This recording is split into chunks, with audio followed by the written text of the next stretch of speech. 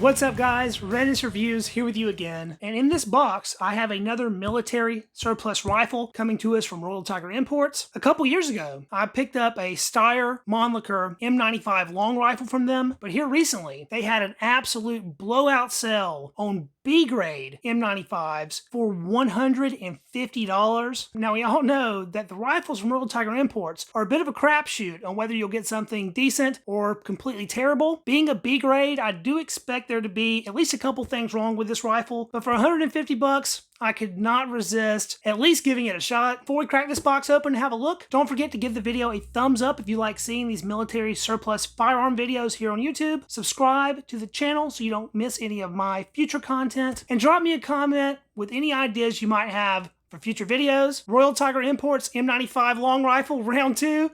Ding ding. Now this box did see just a little bit of shipping damage, but I've seen much worse. We're going to cut into this one with a bayonet.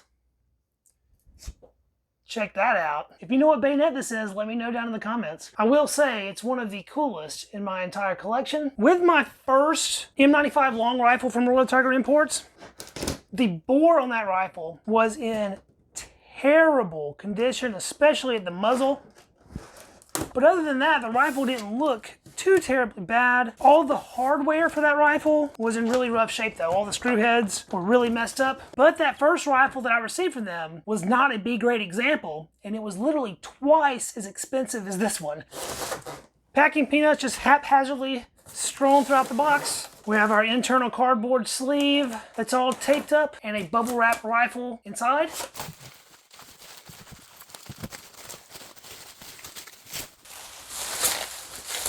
And there is our B-grade M95. Oof. Oh boy, B-grade might have been an understatement.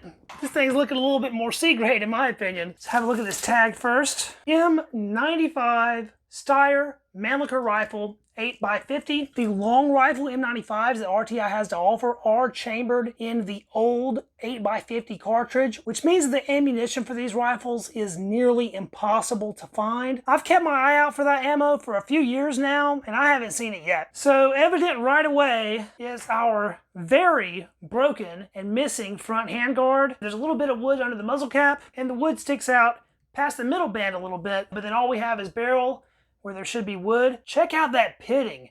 Man, that is super deep. This pitting, along with the damage in the wood here and the missing handguard, makes me think that maybe this rifle saw some combat damage, because to me that looks like the kind of thing the shrapnel might do. There are all kinds of little dings and dents all along the wood line, and especially bad one there right next to the barrel band. We do have our barrel band with all hardware included, and the screws don't look super terrible like they did on the first M95 that I got from RTI. This rear handguard is sort of ill-fitting. It has a big space in it. We have our rear ladder style sight, but the sight slider is missing. It was the same from the other M95 that I got from RTI. This is a Steyr made example. Unfortunately, I can't really make out any of the other markings, but it does appear like there is some stuff stamped into the receiver here, however faint it may be. Also, you can sometimes catch the date of these rifles on the barrel here, but there's nothing on this one that I can make out. The magazine and trigger housing looks to be in decent shape. All the screws look pretty good as well. We do have a crack running through the stock there. This stock is very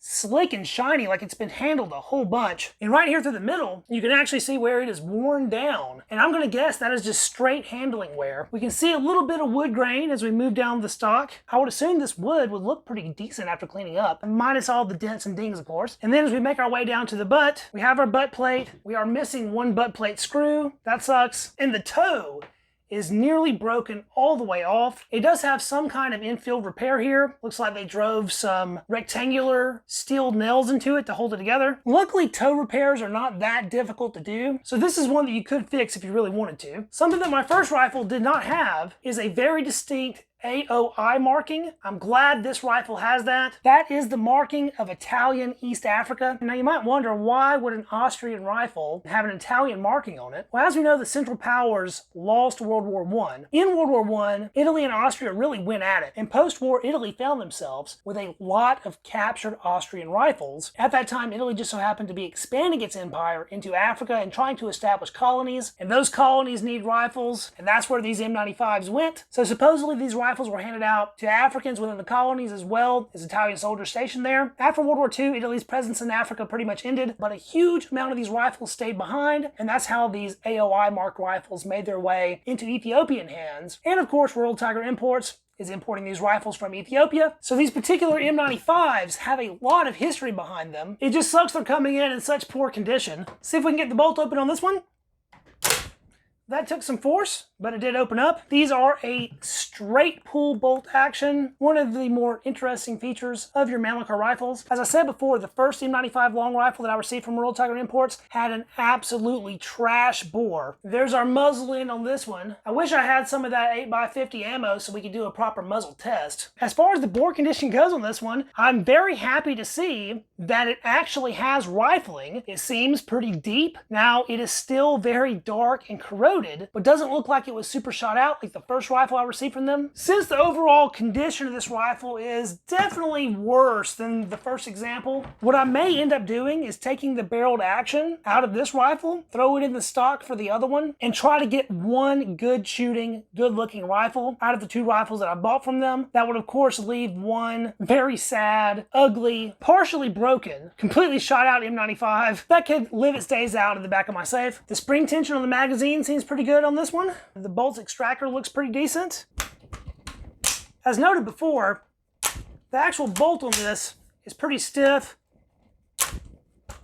but it is very visibly dirty, so with some cleaning we'll probably see that improve. These M95 rifles that are still chambered in the original 8x50 cartridge and didn't undergo the conversion to 8x56R are generally considered to have a very elegant and smooth action. Even being a B grade, we still have our safety. Let's see what happens when we pull the trigger. Well, the striker fell decently hard. I figure if there was a round in the chamber, it would have went off. Our import marks are under the barrel at the muzzle. They are very small. That's exactly the kind of import marks that we want to see on rifles, in my opinion at least. The pitting on the barrel is so deep that it is actually a bit concerning, so I think we need to get a glance under the wood line of this one to see how bad it really is. This barrel band's not holding on to much, only about a 2-inch section of wood left for that handguard. Well, I wanted to get this nose cap off, but unfortunately this screw seems to be all but welded in place. Check out how much of it is protruding out of this side. That is very odd. I put a ton of pressure on that screw and it would not move at all. So I'm probably going to have to soak this in some Kroil, maybe apply a little bit of heat, something I don't really have time for in this video. And I can't get this middle one either. These screws are seriously cemented in place. I guess that'll just have to set us up for a deep dive video on the M95 long rifles from RTI. Here in the future, we'll do a more in-depth video of taking this thing down, cleaning it up a little bit, and if I can finally get my hands on some of that ammo, take it out of the range and see what it can do. We may even make those swaps that I alluded to earlier in the video, taking some components off of this rifle and installing them into the other one, or maybe vice versa. This rifle is in pretty terrible condition, but when it comes down to it, it was $150. That kind of price is unheard of for milsurps in this day and age. Even in the shape it's in, I'm very happy that I picked this one up. For history reasons alone,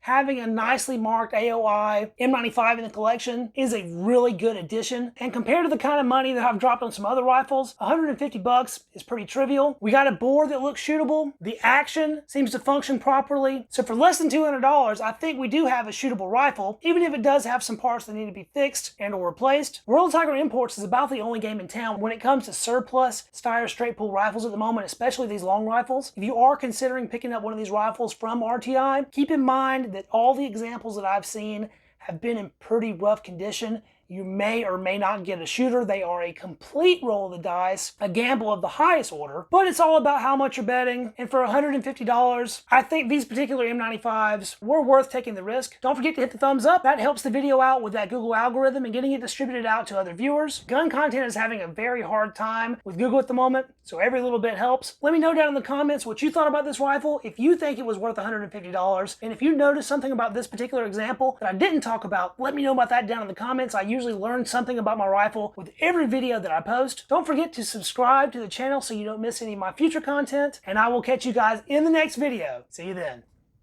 Peace.